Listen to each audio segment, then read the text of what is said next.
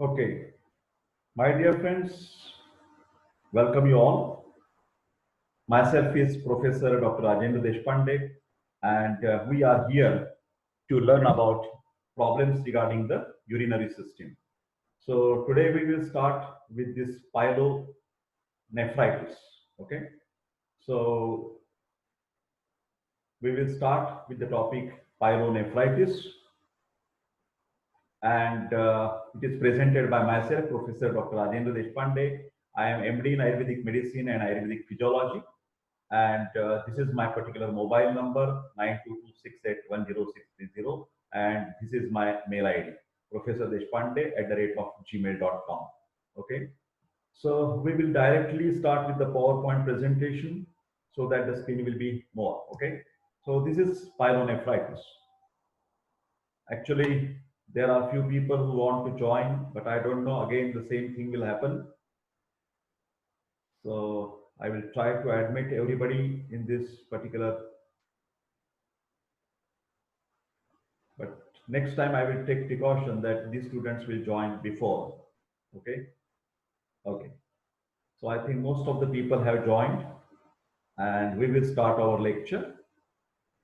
So please close your mics and audios. Okay. So this is pyelonephritis. My dear friends, try to understand. In the last video, I had explained about the glomerulonephritis, and the people will say what is the difference in the glomerulonephritis and the pyelonephritis. Basically, glomerulonephritis is basically caused by some autoimmune problems. But this pyelonephritis is a typical case of bacterial attack on the kidney. And when there is a pus formation in the cells of the kidney, then the condition is called as a pyelonephritis.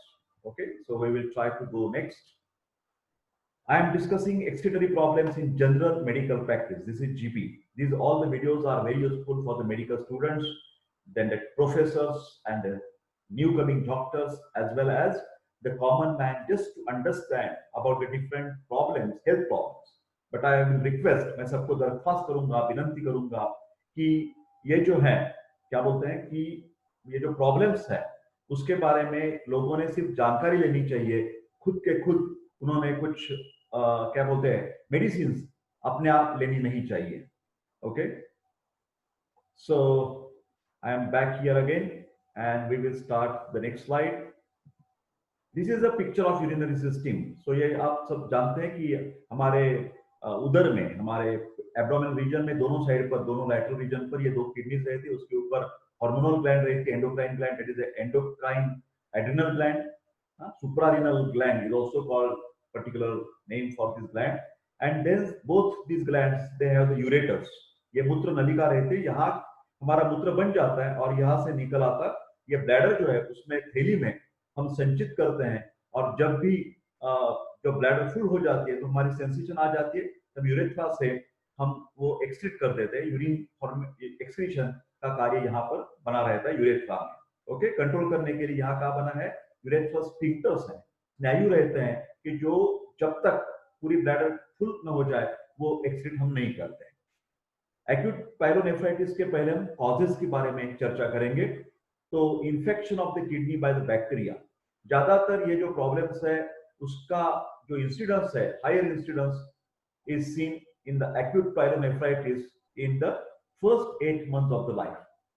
जो हमारे बच्चे रहते हैं उसमें ये शिकायत ज्यादा रहती है, क्योंकि fecal soiling of the urethral meatus, जो टट्टी हो जाती है, वो टट्टी की जो मिलावट रहती है वो यूरेथ्रा के जो ओराइफिस रहते हैं, होल जो रहते हैं, उसमें कुछ इन्फेक्शन बन जाता है और वो बात इन्फेक्शन की हो जाती है यहाँ पर. Also if you consider the adults, this is more common in the females. And what is the reason? जो स्त्रियों में ये बीमारी शिकायत ज्यादा क्यों रहती है?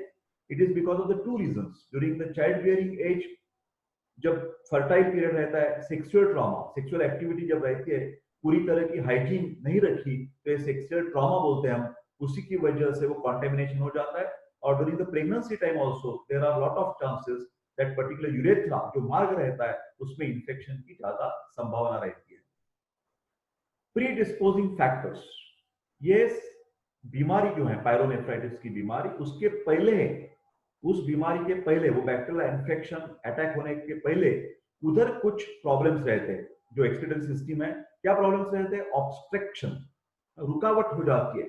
यो मार्ग जो एक्सक्रीटरी मार्ग जो है उसमें रुकावट को क्यों आ जाती है? Strictures, there may be some strictures, then calculi, जिसका मुख खड़ा बोलते हैं, कैलकुलस बोलते हैं, फॉरेन बॉडीज, फाइमोसिस। फाइमोसिस का मतलब जानते हैं कि मेल जो है उसके यूरेथ्रा के ऊपर जो स्किन रहती है, प्रीप्यूस बोलते हैं उसमें। तो प्रीप्यूस जो है, स्किन जो रहती है पेनिस के आगे पीछे वो करने वाली जो स्किन है, वो कभी कभार आगे चिकट जाती है और चिपक जाती है, वो पीछे नहीं ले पाते हम, तो उसको बोलते हैं फाइमोसिस। तो पीछे नहीं रहने से वो जो होल रहता है वो बिल्कुल छोटा हो जाता है, उसके फाइमोसिस की शिकायत रहती है। कई कबार लोगों में न्यूरोजेनिक ब्लैडर, हाइपरसेंसिटिव ब्लैडर रहती है, renal diseases such as the nephritis and renal tuberculosis. जो पहले वाले बात हमारा जो वीडियो बन चुका है, अपलोड भी हो चुका है, वो आप कृपा करके देख लीजिए, वो नेफ्राइटिस के बारे में, ग्लोमेरुलोनेफ्राइटिस। वो उसको हम दुर्लक्षित कर ले, वो उसकी शिकायत, उसके ट्रीटमेंट प्रॉपर नहीं ले, तो क्या हो जाता है कि वो उसमें जो ऑर्गन रहता है किडनी, वो डैमेज हो जाता है और आगे चलकर बैक्टीरिया उसके ऊपर अटैक कर देते हैं। तो आयुर्वेद ने ये जो सब प्री डिस्पोजिंग फैक्टर्स है, स्पेशली जो आयुर्वेदिक स्टूडेंट्स है, वो मेरी बात ध्यान से सुन ले। उसको स्त्रोतो वैगुण्य कहेंगे। क्या कहेंगे? स्त्रोतो वैगुण्य। आप लिख सकते हैं स्त्रोतो वैगुण्य। तो स्त्रोतो वैगुण्य का मतलब क्या आ जाता है? जो मूत्र वह स्रोतस है, जो एक्सक्रीटरी सिस्टम है, वो डैमेज हो जाती है, और डैमेज हो जाने के बाद में उसके ऊपर बैक्टीरिया हमला करते हैं। तो बैक्टीरिया जब हमला करते हैं उसको हम बोलेंगे स्रोतोदुष्टि। और पहले वाले जो बिगाड़ बना हुआ है वो एक्सक्रीटरी सिस्टम में, उसको बोलेंगे स्रोतो वैगुण्य। स्रोतो वैगुण्य जो ये सब है, स्ट्रिक्चर, कैल्कुला, नेफ्राइटिस, ये स्रोतो वैगुण्य की बात हो गई, ट्यूबरकुलोसिस। और उसके बाद चांस मिल जाता है बैक्टीरिया को, क्या लगता है, अरे ये देखो ये किडनी अभी उसकी वीक हो गई है, दुर्बल हो गई है, तो दुर्बल पर हमेशा अटैक किया जाता है। तो ये दुर्बल होने वाली बात आयुर्वेद में कही गई है, स्रोतो वैगुण्य। और जो अटैक बन चुका है उसको बोलेंगे स्रोतो दुष्टि। ध्यान से सुनिए, स्रोतो वैगुण्य दूर करने की हमें जिम्मेदारी है। जो रूट कॉज है वो स्रोतो वैगुण्य है। ट्रॉमा, इंजुरी, कैथेटर, जब पेशेंट कुछ डायलिसिस पर है, क्या कुछ उसकी यूरिन पास हो नहीं रही है, तो हम कैथेटर डालते हैं।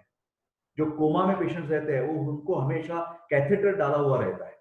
तो कोमा में जब हम कैथेटर लॉन्ग रन पे यूज करते हैं, जैसे कि एक सप्ताह हो गया, एक महीना हो गया, तो वो कैथेटर लगा लेने वाला जो पेशेंट है, उसका जो अवयव है, यूरेथ्रा वाला अवयव, उसमें स्रोतो वैगुण्य हो गया, दुर्बल हो गया।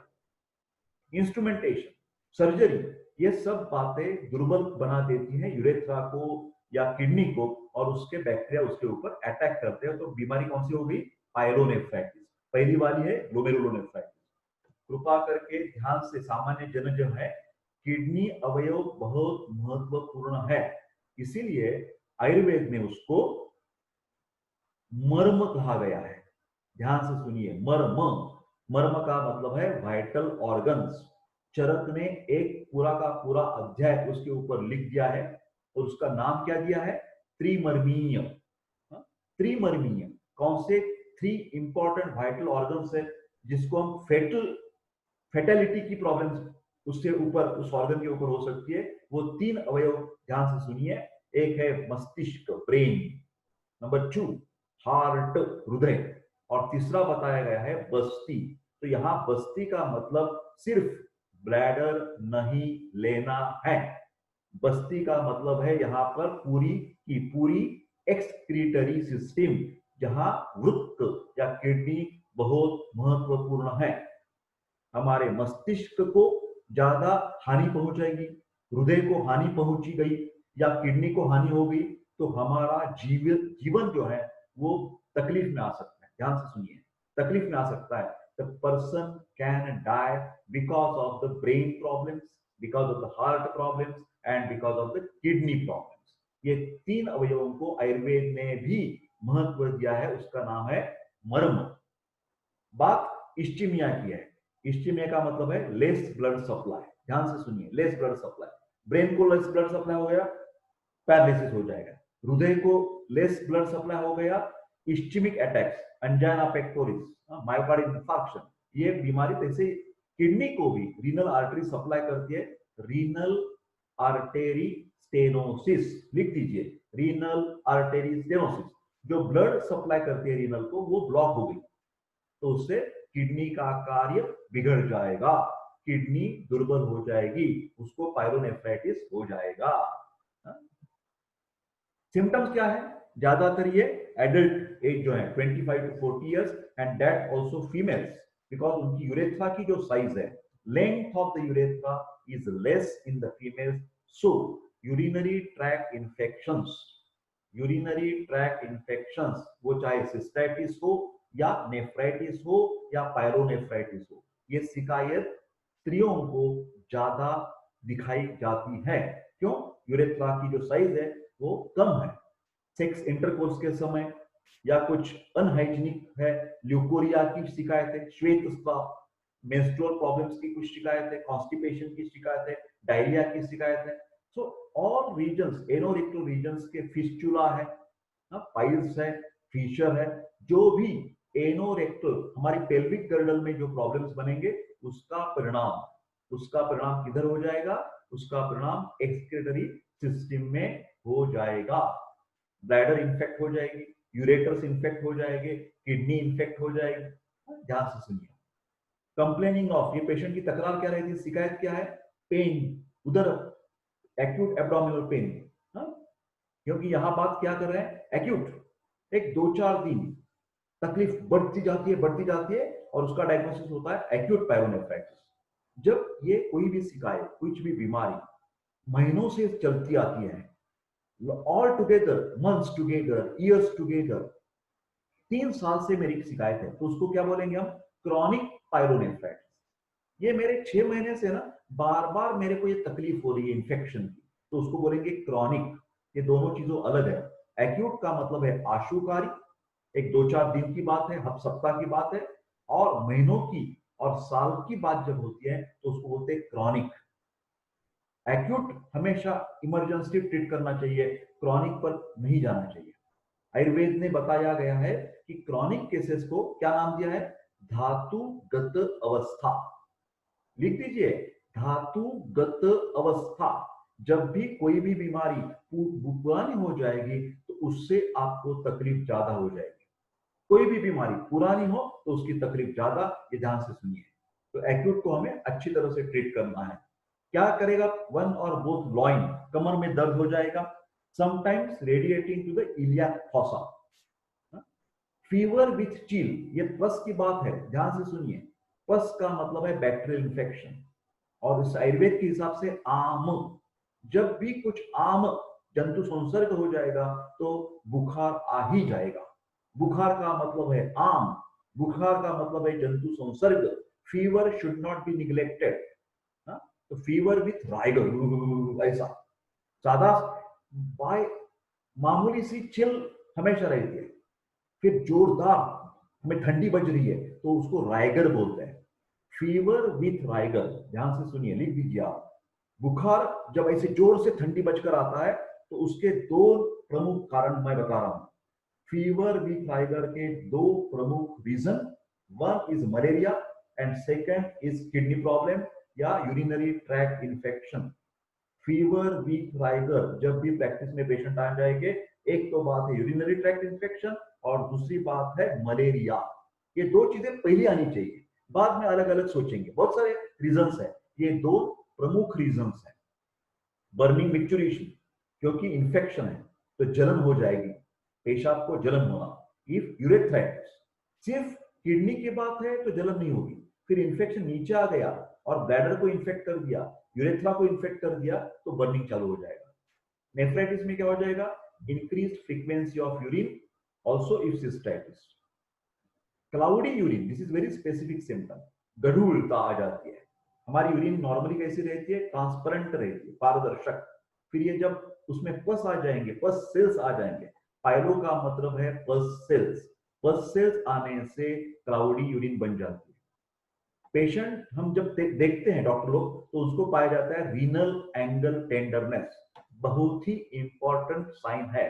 अब मैं अभी मेरी चेयर पर खड़ा हो जाऊंगा और आपको बताऊंगा कहां पर ये रीनल, यहाँ पर ये स्कैपुला है उसके बराबर पीछे lower end of the scapula, उसको बोलते हैं रीनल एंगल। वहां पर दबा दिया जाए तो पेशेंट बोलेगा तो उसको बोलते हैं टेंडरनेस। ये देखिए डॉक्टर देशपांडे का लेक्चर हमेशा एक्शन पैक रहता है। तो ये वीडियोस अलग वीडियो की तरह नहीं है, थोड़ी बहुत एक 5-10 मिनट बना दी चलो चल पड़े, ऐसी नहीं, एजुकेशनल वीडियो है। तो कृपा करके वीडियो आखिर तक देखिए, बहुत बहुत आपको जानकारी मिल जाएगी, ज्ञान मिल जाएगा। और ये ज्ञान आप शेयर कर सकते हैं, लाइक कर सकते हैं और बाद में सब्सक्राइब करना। आप नए नए हो, ये वीडियो देख रहे हो देशपांडे का, तो प्रोफेसर देशपांडे के अब तक 500 प्लस वीडियोस यूट्यूब पर है। मेरा यूट्यूब का नाम है राजेंद्र देशपांडे, उधर प्रोफेसर नहीं है, राजेंद्र देशपांडे पर जाइए और सब्सक्राइब कर दीजिए। चलो, रीनल एंगल टेंडरनेस की बात होगी। इन्वेस्टिगेशंस हमेशा ध्यान में रखिए, पायरोनेफ्राइटिस में यूरिन टेस्ट करनी चाहिए, पस सेल्स एबेंडेंट मिल जाएंगे, आरबीसीज थोड़े बहुत मिल जाएंगे 5 और 10 पर क्यूबिक एमएल, और कास्ट मिल जाएंगे, कई कबार कास्ट मिल जाते हैं, क्योंकि ये नेफ्राइटिस की बात है। जब भी किडनी को इन्फेक्शन होता है तो कास्ट, कास्ट का मतलब है जो लाइनिंग्स रहते हैं, यूरेटर्स किडनी के सब लाइनिंग्स है, वो लाइनिंग की कुछ डीजनरेशन हो जाना, उसके कुछ pieces, linings internal mucosal lining, उसमें से कुछ पीसेस निकल आना, उसको बोलते हैं कास्ट। ये क्या सजेस्ट करता है कि किडनी का बहुत बड़ा डैमेज चल रहा है। ट्रीटमेंट क्या रहेंगे? Bed rest, if possible hospitalised for a day और 2, because this is a very serious condition, kidney की बात है। Before starting the antibiotic send urine for urine culture and sensitivity. ज्यादातर ये कल्चर एंड सेंसिटिविटी टेस्ट जो है वो बहुत फायदेमंद रहती है, क्योंकि उससे क्या पता चलता है कि कौन से बैक्टीरिया ने अटैक किया है। बहुत सारे बैक्टीरिया रहते हैं। और दूसरी उसको बोलते हैं कल्चर, और सेंसिटिविटी का मतलब है वो बैक्टीरिया को कौन सा बहुत बढ़िया एंटीबायोटिक काम आ जाएगा। तो एंटीबायोटिक एग्जैक्ट सिलेक्शन के लिए culture and sensitivity test is very important.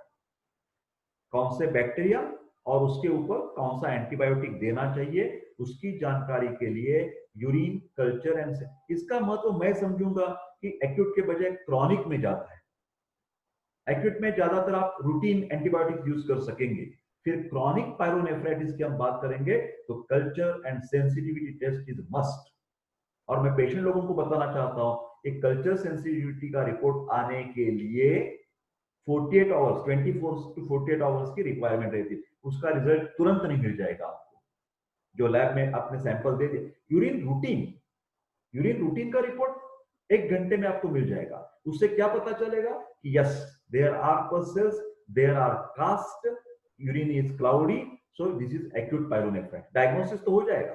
फिर एंटीबायोटिक की बात के लिए कल्चर एंड सेंसिटिविटी।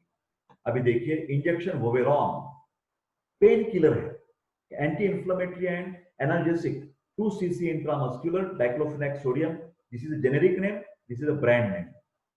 कभी कभार इसमें वोमिटिंग जैसा फील आ जाता है पेशेंट को, Reglan 2 cc intramuscular if vomiting is there, only if vomiting, then this is anti emetic,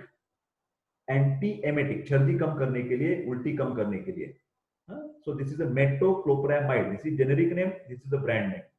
कई कबार if there is a dehydration then IV fluid, because vomiting से क्या, उल्टी से क्या हो जाता है, हमारे शरीर का पानी कम हो जाता है, तो सलाइन या इंट्रावेनस कुछ फ्लूइड देने की जरूरत रहती है। एंटीबायोटिक्स कौन से यूज करते हैं? टैबलेट बैक्ट्रियम डीएस पुराने जमाने में, 1 tablet in the morning, in the evening, 1 BD for 5 days, capsule mox, that is amoxicillin, penicillin का डेरिवेटिव है, 500 milligram tablet 3 times in a day, capsule cephalexin, cephalosporins 500 milligrams 4 times in a day.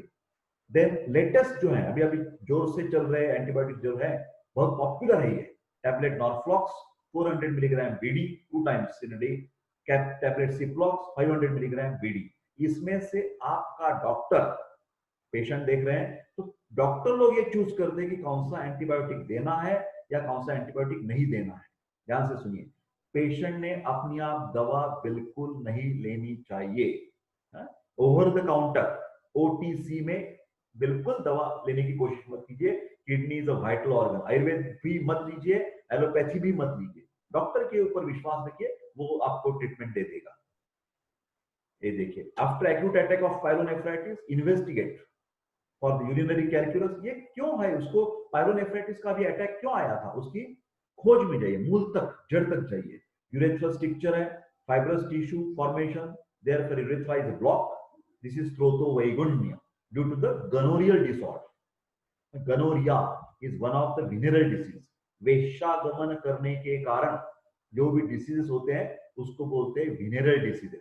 ध्यान से देखिए भैया, unprotected sex आपने कर दिया, condom नहीं लगाया, हाँ, प्रोस्टिट्यूट्स के गए, कॉलगर्ल की तरफ आप चले गए और आपको बीमारी हो गई गोनोरिया, एलजीवी, एड्स, तो उससे क्या हो जाएगा, आपकी किडनी डैमेज हो जाएगी, क्योंकि वो यूरेथ्रा से इंफेक्शन पूरे के पूरे किडनी तक जाएगा, बाद में किडनी फुल हो जाएगी, डायलिसिस करेंगे, डायलिसिस काम बंद हो जाएगा और बाद में किडनी ट्रांसप्लांट करने पड़ेगी, आपको किसी रिश्तेदार को किडनी डोनेट करने पड़ेगी, उससे भी काम बनता है नहीं बनता है, कुछ गारंटी नहीं है, और आपका जीवित चला जाएगा।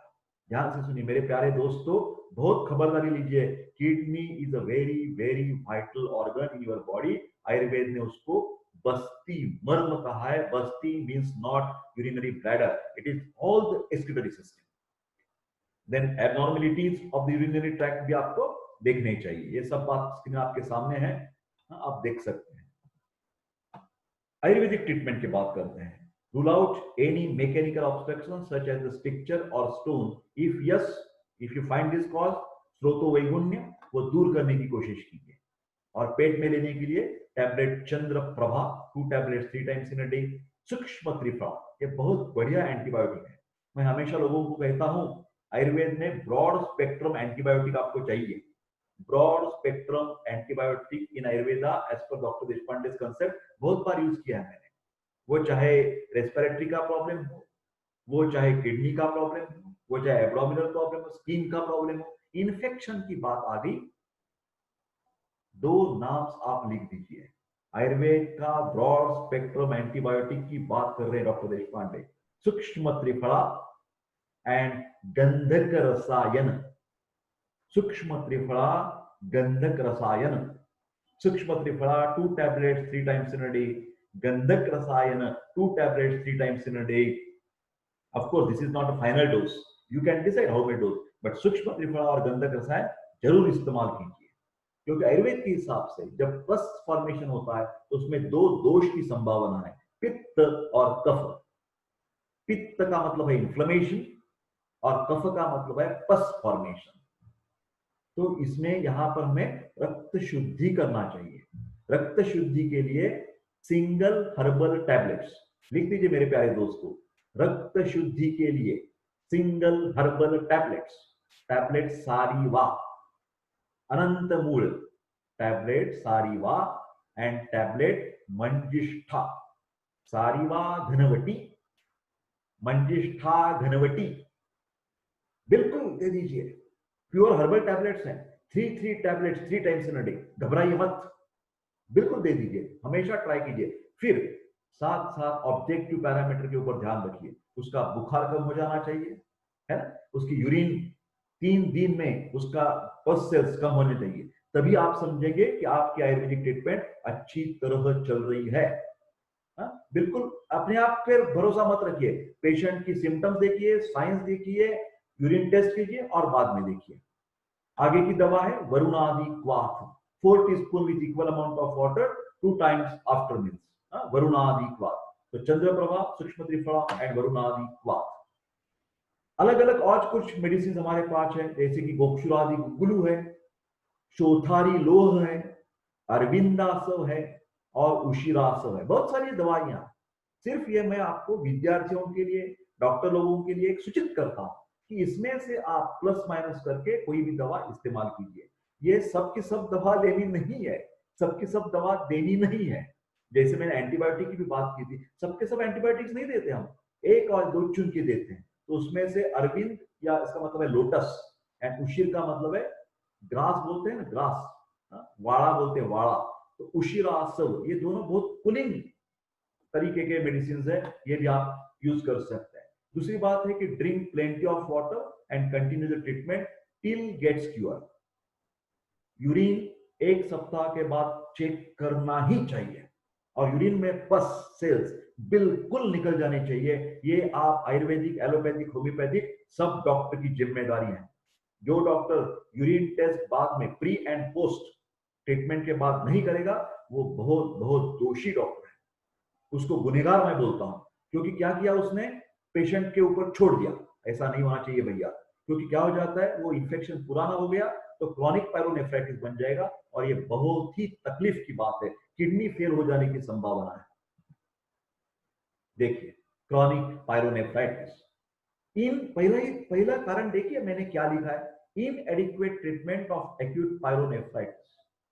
आप ग्लोमेरुलोनेफ्राइटिस को ट्रीटमेंट नहीं अच्छी तरह से देंगे, पेशेंट को कन्विंस नहीं करेंगे, पेशेंट भी आधा उधा ट्रीटमेंट कर दिया, छोड़ दिया, चलो मेरे की बर्निंग चली गई, और एक एंटीबायोटिक एक दिन में बंद कर दिया क्योंकि महंगा है एंटीबायोटिक।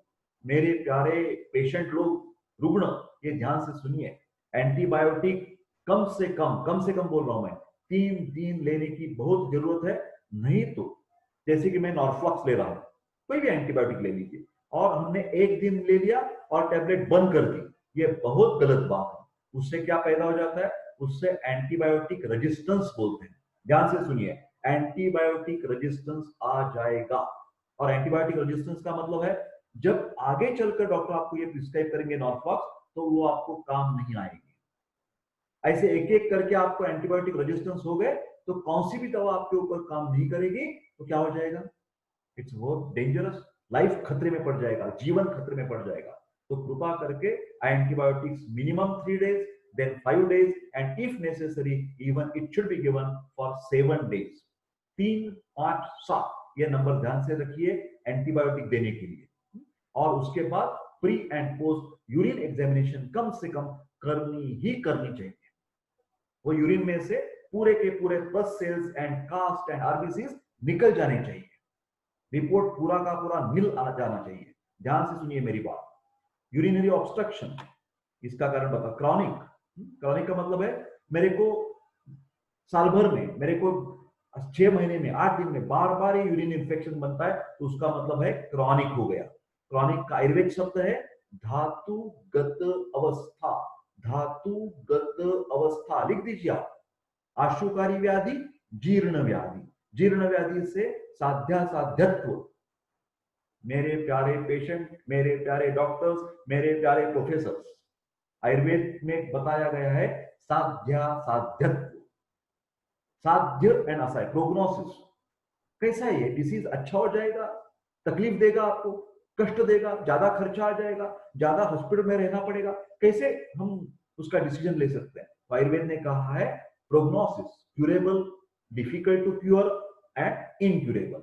तो किडनी की बात आती है तो इजीली क्यूरेबल है, डिफिकल्ट टू क्योर है और इनक्यूरेबल है। तो ये तीनों चीजों में हमें ध्यान रखना चाहिए। जब भी जीर्णावस्था आ जाएगी, क्रॉनिसिटी आ जाएगी, तो कैसा हो जाएगा, उसको बोलते हैं डिफिकल्ट टू क्योर। आयुर्वेद ने क्या कहा है, कृच्छ्र साध्य या प्य। और किडनी जब फेल हो जाएगी, हम बात करेंगे आगे चलकर, किडनी यूरेमिया हो जाएगा, किडनी फेलियर हो जाएगी, तो क्या हो गया, अनुपक्रम्य, उसकी ट्रीटमेंट ही नहीं दे पाएंगे। बाई चांस बच गया तो बच गया, ट्रांसप्लांट की बात करेंगे, बहुत तकलीफ हो जाएगी, खर्चा बहुत सारा हो जाएगा।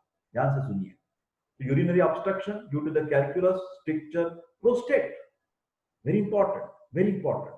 जब भी बार बार पेशेंट को यूरिनरी इंफेक्शन होता है तो डॉक्टर लोगों ने पर रेक्टल एग्जामिनेशन करनी ही चाहिए। पर रेक्टल, गुदत द्वार का परीक्षण करना चाहिए।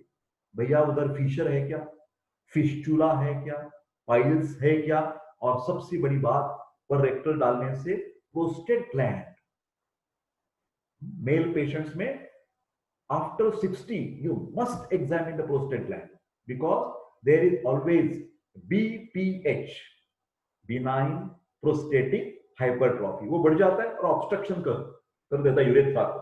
यहां ग्लैंड बढ़ गई तो ये आपका जो मार्ग है पेशाब वाला वो छोटा हो जाएगा। आयुर्वेद में ये प्रोस्टेट के लिए बहुत अच्छी दवा है, ध्यान से सुनिए, बहुत अच्छी दवा है।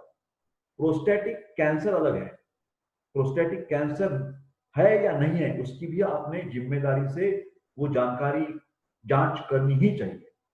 दो तरीके के होता है, prostatic cancer is also very common and benign, benign का मतलब है without cancer, benign prostatic hypertrophy. चलो आगे चलिए, स्टेसिस इन द ब्लैडर, ये देखिए प्रोस्टेट कैंसर भी मैंने लिख दिया है, stasis in the bladder, cystocele है, nervous derangement like the paraplegia, tabes dorsalis, ये नर्वस सिस्टम के प्रॉब्लम, उसकी वजह से वो इनकॉन्टिनेंस हो जाता है, नियंत्रण चला जाता है, पेशाब के ऊपर का नियंत्रण चला जाता है और उससे वो पेशाब निकलती नहीं, एनुरिया हो जाता है, ओलिगुरिया हो जाता है और संचित रहने से उधर बैक्टीरिया अटैक कर देते हैं। कहीं भी कहां भी ऑब्स्ट्रक्शन हो गया, कृपा करके आयुर्वेद के शब्द बहुत प्यारे हैं दोस्तों, स्रोतोरोध लिख दीजिए, स्रोतोरोध, कौन सी भी बीमारी हो, कौन सी भी, आपको सर्च करना है, देखना है, देखना है कि यार ख वैगुण्य है क्या, ख वैगुण्य, स्रोतो वैगुण्य, स्रोतोरोध है क्या, तो स्रोतोरोध से बीमारी आ जाती है। आयुर्वेद का कहना है कई भी बीमारी के लिए स्रोतस बहुत महत्वपूर्ण रहते हैं। यहां पर हम बात कर रहे हैं मूत्र वह स्रोतस। पहले ही मेरे पुराने वीडियो में मैंने बता चुका हूं कि आयुर्वेद ने, वाग्भट ने, चरक ने एक बहुत इंपॉर्टेंट प्रिंसिपल बता दिया है हमारे स्वास्थ्य के लिए। हमारे स्वास्थ्य के लिए क्या सूत्र है वो, वेगान वेगान न धारियेत, वात विन मूत्र क्षवत्रुक्षुधाम। हमारी कुछ नेचुरल अर्जेस है, पेशाब को जाना, टट्टी को जाना, रात को सोना, ये नेचुरल है, नेचुरल है। तो उसको नेचुरल जो सिग्नल्स बोलते हैं, नेचुरल जो अर्जेस है, उसको हमें रिस्पेक्ट करना ही चाहिए। जो लोग पेशाब को आती है फिर काम की वजह से, ओवरपैक होने की वजह से जाते नहीं, पेशाब करते नहीं, टट्टी हो गई आ रही है फिर नहीं कुछ काम नहीं, बाद में देखूंगा, बाद में देखूंगा। पेशाब और टट्टी की जो नेचुरल अर्जेस आपने बार बार रुकाते हो तो उसको बोलते हैं वेग धारण। आयुर्वेद का शब्द है वेग धारण और ये बहुत बड़ी गलती है, उससे वात प्रकोप हो जाता है और वात प्रकोप हो गया तो जो गति है अनुलोम गति वो प्रतिलोम हो जाती है और उसकी वजह से स्रोतो वैगुण्य एंड बाद में स्रोतो दृष्टि, बैक्टीरिया का अटैक हो गया, स्रोतो दृष्टि हो गई। ये सब बातें हमें पेशेंट को बताने की जरूरत है, क्योंकि मॉडर्न डॉक्टर्स तो सिर्फ एंटीबायोटिक दे देंगे, बात खत्म। ऐसा नहीं है। मैं फिर आयुर्वेद में ज्यादातर आहार विहार औषधि के ट्राइपोड लिख दीजिए आप। आयुर्वेद मैनेजमेंट प्रिंसिपल क्या है, आहार विहार और औषधि। जब पस फॉर्मेशन है, पित्त का कारण है, कफ का कारण है, तो हमें पेशेंट को बतानी चाहिए स्पाइसी, चिली है ना, सावर, सॉल्टी नहीं खाओ भैया, नहीं मत खाओ, चिली तीखा तीखा मत खाओ, सावर अम्ल धर्मीय पदार्थ मत खाओ, नमक छोड़ दो, किडनी की बात है भैया, किडनी की बात है, ये बताना चाहिए। बहुत हॉट ड्रिंक्स है, स्मोकिंग करता है, दारू पीता है, इससे किडनी को भी तकलीफ होती है, पित्त प्रकोप, रात को जागरण करता है, पित्त प्रकोप, अभिसंधि पदार्थ, कर्ड ज्यादा खाता है, कफ प्रकोप करने वाले पदार्थ, फर्मेंटेड प्रोडक्ट ज्यादा खाता है, पाइलोनेफ्राइटिस, अप्रत्यक्ष कारण मैं बता रहा हूं, अप्रत्यक्ष कारण। तो हमारी जिम्मेदारी है कि हम आयुर्वेदिक डॉक्टर होने के नाते परहेज पथ्यापथ्य उसको बता देना चाहिए। तो लाइफस्टाइल में क्या बता देना चाहिए, नवेगान धारित ना, ये सब बातें हो गई। ये देखिए और भी कॉजेस है, रिनल ट्यूबरकुलोसिस, तो वैगुण्य, सेकेंडरी टू डायबिटीज। ध्यान से सुनिए, जब भी आपको लगता है कि ये जो किडनी या एक्सक्रीटरी सिस्टम के इंफेक्शन के प्रॉब्लम, मैं तो कहता हूं कहीं भी स्किन का इंफेक्शन है, रेस्पिरेटरी ट्रैक्ट का इंफेक्शन है, गैस्ट्रोइंटेस्टिनल ट्रैक्ट का इंफेक्शन है, कोई भी रुग्ण को जब बार बार इंफेक्शन होता है, कौन सी भी सिस्टम का बार बार इंफेक्शन होता है, कृपा करके उसकी ब्लड शुगर की जांच करवा लो, ब्लड शुगर की जांच करवा लो, क्योंकि डायबिटीज इज वेरी इंपॉर्टेंट स्रोतो वैगुण्य। डायबिटीज की वजह से उसको इंफेक्शन कहीं भी सिस्टम का हो सकता है, तो secondary to diabetes. Prolonged consumption of common analgesic, this is very important, aspirin, phenacetin, Combiflam और एक बात मैं यार ऐड करना चाहता, मेरे को माफ कर दीजिए, अच्छी तरह से न बनाए हुए आयुर्वेदिक मेडिसिन, मिनरल कंपाउंड्स। हम जब कॉपर की बात करते हैं, हम जब और सारे धातु है हमारे, सुवर्ण, रजत, ताम्र, जसद, जिंक, कोई भी जो धातु लोह है, कोई भी धातु की प्यूरिटी, हमारे जो भस्म बनाते हैं, हम जो आयुर्वेदिक हर्बो मिनरल कंपाउंड बनाते हैं, तो वो मेडिसिन बहुत अच्छी तरह से बनाई हुई, जैसे बैद्यनाथ कंपनी और स्टैंडर्ड कंपनी से हमें परचेस करनी चाहिए। नहीं तो क्या हो जाएगा, उससे भी renal toxicity and hepatic toxicity हो सकती है, हमारा लीवर, हमारी किडनी डैमेज हो सकती है। जैसे मॉडर्न लोग बिल्कुल ओपन माइंडेड है, वो बोल देते हैं कि एस्पिरिन बिना वजह, फिनेसिटीन बिना वजह, कॉम्बिफ्लैम बिना वजह पेशेंट ने अपने आप लेते हैं। मेरे को सिर दर्द बार बार होता है, मैं हमेशा कॉम्बिफ्लैम लेता हूं, मैं 10 साल कॉम्बिफ्लैम लेता हूं। अरे भैया, एक दिन किडनी फेल हो जाएगी आपकी, है? तो डॉक्टर की सलाह से वजह, और बिल्कुल वो अंदाजा नहीं लेके आप खुद के खुद over the counter OTC product से कॉम्बिफ्लैम की टैबलेट्स, एस्पिरिन, फिनेसिटीन निगल रहे ले रहे हैं, तो उससे आपको किडनी की बर्बादी हो जाएगी। ध्यान से सुनिए। वैसे ही आयुर्वेदिक दवा प्रिस्क्राइब करते समय मैं विनंती करूंगा कि आप अच्छी से अच्छी कंपनी का सलाह दे दीजिए और उसको बता दीजिए यही कंपनी को मेरे को लाकर दिखाना, नहीं तो पेशेंट आलतू फालतू कंपनी का ले लेगा, तो उससे उसकी किडनी की बर्बादी हो सकती है। ध्यान से सुनिए मेरा शब्द। अदर स्किन कंडीशन है, rare condition like lupus, systemic lupus erythematosus, this is the most common form of lupus, is a chronic autoimmune disease that can cause severe fatigue and joint pain। ये उसके लक्षण है। ये lupus में भी kidney का problem आ सकता है, स्किन डिसीज होने के साथ साथ उसको किडनी का भी प्रॉब्लम आ सकता है। सेकेंडरी टू डायबिटीज, मेरे ख्याल से आगे चलते हैं। In case of obstruction, for example एक प्रॉब्लम दिया है मैंने, reflux of urine into the ureter, vesico ureteric reflex, उसको क्या बोलते हैं, vesico ureteric reflex during the micturition. And this प्रतिलोम गति, आयुर्वेद का नामकरण क्या है, प्रतिलोम, नीचे जाने के बजाय पेशाब के कुछ अंश ऊपर स्टैग्नेट हो रहे हैं, तो उसके बैक्टीरिया अटैक करने के चांसेस ज्यादा रहेंगे। ये पैथोजेनेसिस की बात है, पैथोलॉजी, विकृति विज्ञान। Chronic pyelonephritis is very difficult to diagnosis. Chronic pyelonephritis is very difficult to diagnosis, मेरा शब्द लिख दीजिए आप। Acute pyelonephritis fever very easy.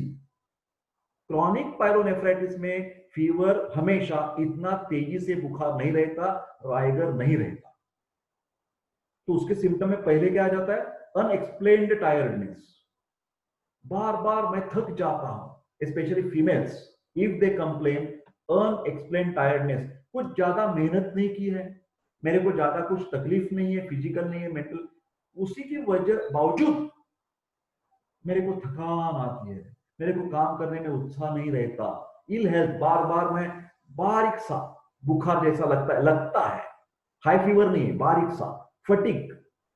तो ये बिना, इसका आयुर्वेद में एक शब्द लिख दीजिए आप, बिना वजह, बिना वजह थकान, without any proper reason if you are tired, Ayurveda ने शब्द बनाया है क्लम, लिख दीजिए क्लम। क्लम का मतलब है बिना वजह थकावट, और this is the most important symptom for chronic pyelonephritis. Repeated attacks of fever with pain in the lumbar region, बार बार बुखार रहता है, थोड़ा बहुत इधर उधर पेट में दर्द होता है, मैं थोड़ी बहुत क्रोसिन ले लेता हूं, चला जाता है। माल न्यूट्रिशन और यूरेमिक सिम्टम, ये आगे वाली बात है, बहुत साल भर ये तकलीफ चल रही है, तो उसमें धीरे धीरे क्या हो जाएगा, उसका मेटाबॉलिज्म पर इफेक्ट करेगा, क्योंकि वेस्ट प्रोडक्ट में तकलीफ है, तो धातु निर्माण प्रक्रिया में भी तकलीफ हो जाएगी, उसका न्यूट्रिशन बॉडी का चला जाएगा और वो माल न्यूट्रिशन हो जाएगा, और बाद में हाइपरटेंशन भी निकल आएगा। किडनी का damage is always related with hypertension, kidney का problem is always related with hypertension. जो भी किडनी वाला क्रॉनिक पेशेंट आपके पास है, उसकी बीपी की जांच आप बार बार करते रहिए, उसको हाइपरटेंशन कंट्रोल में रखना चाहिए। मूल कारण है किडनी का प्रॉब्लम, आगे चलकर क्या बन गई, हाइपरटेंशन की प्रॉब्लम। जैसे कि वृक्क की किडनी का प्रॉब्लम निकल जाएगा, वृक्क ठीक ठाक है तो आपको ब्लड प्रेशर धीरे धीरे बिल्कुल चला जाएगा. It's a secondary. So primary disease is chronic pyelonephritis, secondary complication is hypertension. Signs क्या है? There may not be specific sign. Rectal और वजन एग्जामिनेशन हमने कर दिया तो कुछ ऑब्स्ट्रक्शन मिल जाएगा, जैसे मैंने कह दिया प्रोस्टेटिक ऑब्स्ट्रक्शन है, सिस्टोसील है. फीचर्स ऑफ यूरेमिया में सेट इन. आगे चलकर क्या है भैया, सामान्य जन मेरे को पूछेंगे सर ये बताइए कि यूरेमिया क्या है. यहां देखिए, ध्यान से देखिए मेरे बच्चों, मेरे दोस्तों, एमिया देख रहे हैं ना, बता रहा हूं, कर्सर एक दीजिए, एमिया लिख दीजिए. एमिया मतलब ब्लड, EMIA, एमिया का मतलब है ब्लड. जब ब्लड में यूरिया, ये यूरिया क्या है? ये मेटाबॉलिक वेस्ट प्रोडक्ट है. प्रथिन का जब चय अपचय हो जाता है, प्रोटीन मेटाबॉलिज्म जब बन जाता है तो यूरिया नाम का एक वेस्ट प्रोडक्ट बनता है. तो यूरिया हमेशा यूरिन, पेशाब से निकल जाता है, शरीर के बाहर यूरिया निकाल दिया जाता है. फर्टिलाइजर्स रहते हैं ना, आपको खेती-बाड़ी करते हैं तो यूरिया, ये एक तरह के फर्टिलाइजर है, वो अलग बात है. यूरिया हमारे शरीर में जो है वो रहना नहीं चाहिए. यूरिन के साथ साथ वो यूरिया निकल जाता है तो उसके बोलते हैं urea in urine. Urea in urine है. कितना अच्छा निरुक्ति है, आयुर्वेद का शब्द निरुक्ति. पेशाब शब्द कैसे बना है? यूरिया जिसमें है वो यूरिन है. यूरिया जिसमें है वो यूरिन है.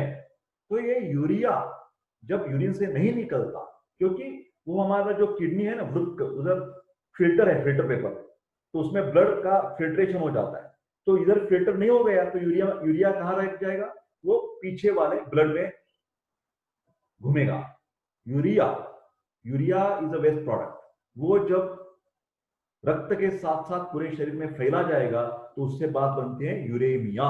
And it's very serious, because जो आम है विष द्रव्य है, आयुर्वेद के हिसाब से आम विष द्रव्य, वो रक्त के द्वारा, खून के द्वारा पूरे शरीर में जब फैला जाएगा तो क्या हो जाएगा? Multi organ failure. कृपा करके लिख दीजिए यूरेमिया. यूरेमिया की मैं बात कर रहा हूं. यूरेमिया क्या करता है? Multi organ failure. ब्रेन को डैमेज, हृदय को डैमेज, लीवर को डैमेज, हर जगह पर डैमेज करेगा यूरेमिया. सब शरीर में वो यूरिया फैल गया है. ये देखिए, इन्वेस्टिगेशन बहुत इंपॉर्टेंट चीज है. आप आयुर्वेद, एलोपैथी, होम्योपैथी कौन सी भी प्रैक्टिस करो, आप ऑब्जेक्टिव बन जाओ, सब्जेक्टिव नहीं होना चाहिए. मैं कहता हूं, अरे क्या आप कहते हैं भैया? आप इन्वेस्टिगेशन, ये कोई मक्तेदारी एलोपैथी वाले लोगों की नहीं है. हम भी जांच करवा सकते हैं. आयुर्वेद, होम्योपैथी वाले पीपल, उन्होंने जांच करनी चाहिए. हीमोग्राम, व्हाइट ब्लड सेल, आपको मालूम है वो सोल्जर्स है, वो बढ़ जाएंगे. कोई भी पुरानी वाली जो चीज होती है उसमें erythrocyte sedimentation rate is not a diagnostic test, is a prognostic test. लिख दीजिए भैया, ESR, erythrocyte sedimentation rate, is not diagnostic test but it is prognostic test. साध्यासाध्यत्व, मेरी जो दवा है वो अच्छी तरह से काम कर रही है या न कर रही है, whether it is getting better and better. सिर्फ पेशेंट के ऊपर भरोसा मत रखो, वो तो बात है. पेशेंट बोलता है सर बहुत बढ़िया लग रहा है मेरे को, सर सब खत्म हो गया, सब खत्म हो गया. अरे नहीं भैया, ऐसा नहीं चलेगा. मेरे को प्रूफ चाहिए. तो प्रूफ बन जाएंगे ऑब्जेक्टिव पैरामीटर्स से. यूरिन रूटीन, पस सेल्स 3+ एंड अल्ब्यूमिन. ध्यान से देखिए, अल्ब्यूमिन ये निकल आ रहा है. नॉर्मली हमारी यूरिन में अल्ब्यूमिन एब्सेंट होता है, शुगर एब्सेंट होती है, bile salt absent, bile pigments absent, पस सेल एब्सेंट. नॉर्मल यूरिन में, ये पेशेंट की यूरिन में क्या आ जाएगा? अल्ब्यूमिन आ जाएगा. रीनल फंक्शन टेस्ट बहुत इंपॉर्टेंट, उसमें blood urea and creatinine. Renal function test करनी ही चाहिए. Blood sugar to rule out the diabetes mellitus. LFT, these 5 tests must in vague complaints of the patient. कहीं भी ऐसी वेग कंप्लेंट से पेशेंट, थकावट आती है, भूख नहीं लगती, तो लीवर का कार्य भी आप देखिए. उसमें albumin, SGOT, SGPT and alkaline phosphatase, ये 5 टेस्ट बनाकर लीवर फंक्शन टेस्ट बन जाते हैं. देन पायरोग्राफी एंड सिस्टोस्कोपी, दूरबीन से हमें देखना चाहिए, may be done find out the pathology in the kidney, kidney के लिए है पायरोग्राफी, और ब्लैडर के लिए है सिस्टोस्कोपी, ये हम इन्वेस्टिगेट करेंगे। ऑन एग्जामिनेशन हमें देखेंगे कि पेशेंट में ब्लड प्रेशर बढ़ गया है, advice always refer first to the urologist. जिस क्रॉनिक वाले पेशेंट जो है ना, उसको तज्ञ डॉक्टर की सलाह लेनी चाहिए। Why may because this patients will require higher antibiotics for longer duration, longer gentamicin, higher antibiotic, and maybe for 15 days, maybe for 3 weeks, that antibiotics can be given to the patient of pyelonephritis by the consultant, that is urologist। ध्यान से सुनिए, and maybe frequently in the, वो antibiotic की जरूरत बार बार भी हो सकती है, इसके लिए यूरोलॉजिस्ट के अंडर उसको होना चाहिए। मे लैंड इन द पायलोनेफ्रोसिस और रीनल फेलियर, क्योंकि ये पायलोनेफ्राइटिस वाले पेशेंट, क्रॉनिक वाले पेशेंट, एक्यूट नहीं, क्रॉनिक वाले पेशेंट कभी भी किडनी फेल में जा सकते हैं, उनकी वृक्क परमानेंटली डैमेज हो सकती है। ये देखिए कॉम्प्लिकेशंस क्या क्या लिखा है मैंने, हाइपरटेंशन की शिकायत हो सकती है, यूरेमिया है, पायोनेफ्रोसिस, ये नेफ्राइटिस है, अभी नेफ्रोसिस पूरा का पूरा डैमेज, एंड रीनल कैलकुलस भी उसकी वजह से हो सकता है। ट्रीटमेंट क्या देंगे? Obstruction, if there is a calculi if present, this obstruction should be treated। मूत्राशमरी, मुतखड़ा, उसकी शिकायत दूर करनी चाहिए। Antibiotic as per the urine culture and sensitivity test. एक दफा एक्यूट पायलोनेफ्राइटिस में आपने कल्चर सेंसिटिविटी नहीं की तो चल सकता है, क्रॉनिक पायलोनेफ्राइटिस में आपने कल्चर सेंसिटिविटी नहीं की तो डॉक्टर लोग गुनहगार हैं, मेरे को माफ कर दीजिए मेरे भैया, मेरे सब कलीग्स हैं, मैं रिस्पेक्ट करता हूं डॉक्टर लोगों को, फिर मैं जरा एग्रेसिव बोलता हूं हमेशा, क्योंकि मैं सावधानी बरतने की बहुत जरूरत है।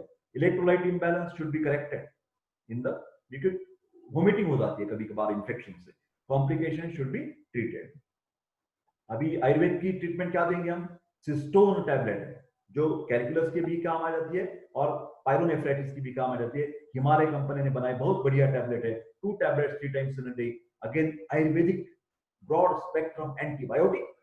सूक्ष्म त्रिफला अलग है, लोग बोलेंगे सर त्रिफला टट्टी को लिए देते हैं ना सर, त्रिफला सर खिरड़ा भेड़ा औड़ा को अच्छी तरह से स्टूल लैक्सेटिव है ना सर, मैं बात कर रहा हूं सूक्ष्म triphala.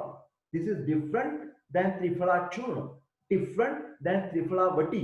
Triphala vati tablet is different, sukshma triphala tablet is different. हो गई बात अभी?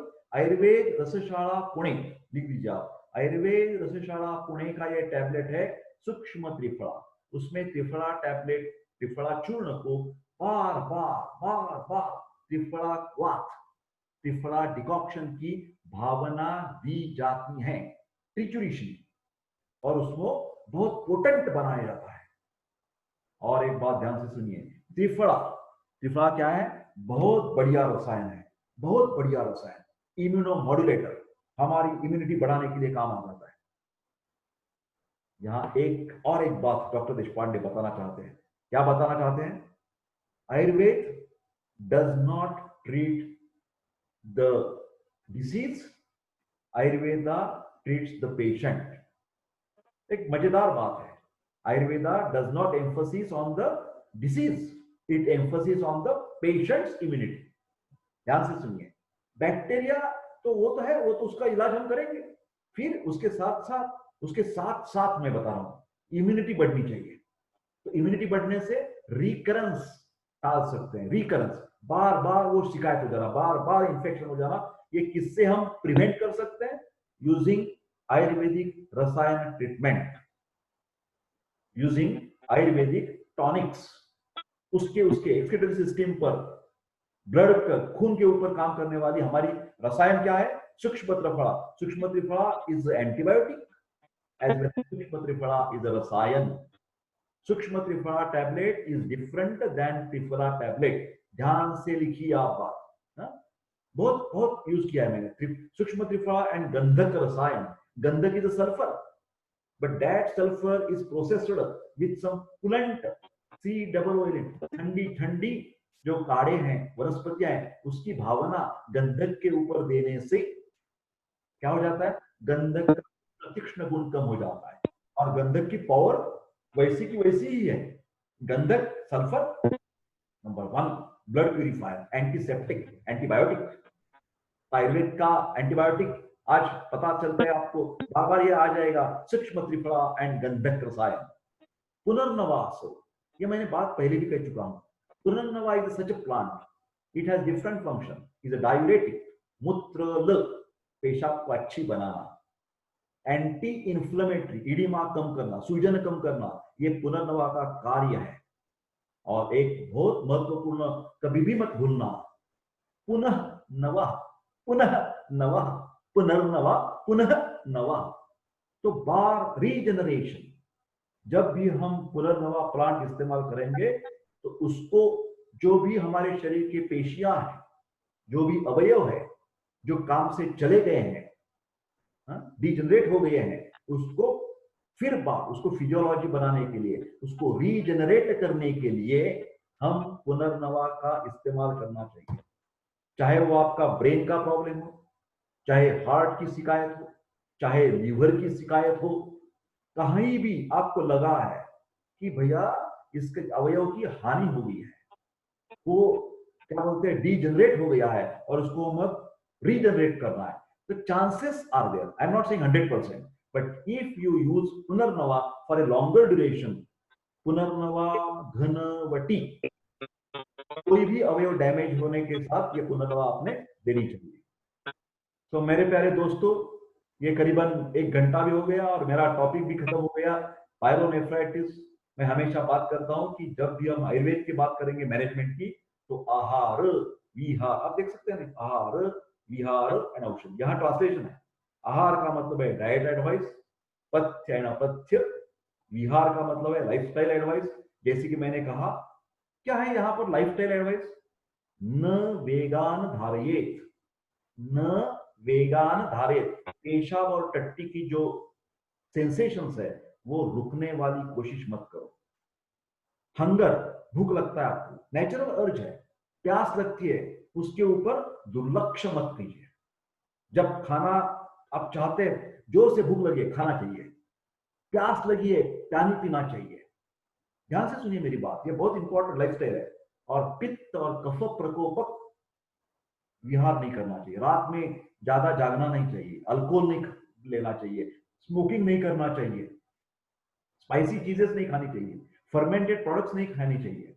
ये बहुत ही, दही मत खाइए आप। जब पायोनेफ्राइटिस, पस वाली बात है, पस का मतलब है चिकनापन, तो ये जब फर्मेंटेड प्रोडक्ट्स रहते हैं, कर्ड कैसे बनता है, फर्मेंटेशन से बनता है। साउथ इंडियन डिशेस, आप हेल्दी हो तो जरूर खा सकते हैं, they give us a lot of proteins and all this things. उड़द की दाल है, डोसा खा सकते हैं, उत्तप्पा खा सकते हैं, ढोकला खा सकते हैं। फिर जब आपको पायो पायो प्लस प्लस है, फर्मेंट प्रोटेक्ट प्रोडक्ट्स मत खाइए आप, कृपा करके। ये सब बात आपके डाइट में एंड बिहार में ध्यान से सुनिए। हीट की तरफ आप नहीं काम करते, एक 2-3 दिन आप आराम कर दीजिए। जैसे कि मानो एक वर्कर है आपके पास, वो इंडस्ट्री में काम करता है, ग्लास की फैक्ट्री में, केमिकल की फैक्ट्री में, और उसको ये पायोनेफ्राइटिस हो गया है, तो कम से कम एक 3-4 दिन लीव डालना चाहिए, क्योंकि वो पित्त प्रकोपक उसका विहार हो गया। जब फायर के साथ आप काम करेंगे तो उससे तकलीफ हो सकती है आपको, तो ये टालना चाहिए आपको। लास्ट में disclaiming, doctor Deshpande is making all this videos for the educational purpose, for the medical students, professor, doctors, और सिर्फ सामान्य जन को भी काम आ सकता है, उनका सामान्य ज्ञान बढ़ेगा। मैं नहीं बोलता कि उससे मैं उनको डॉक्टर करने वाला हूं, बिल्कुल नहीं। और उनको विनती करता हूं पेशेंट लोगों को कि खुद की खुद आप दवा मत देने की कोशिश कीजिए। Self medication should always be avoided, strictly avoided.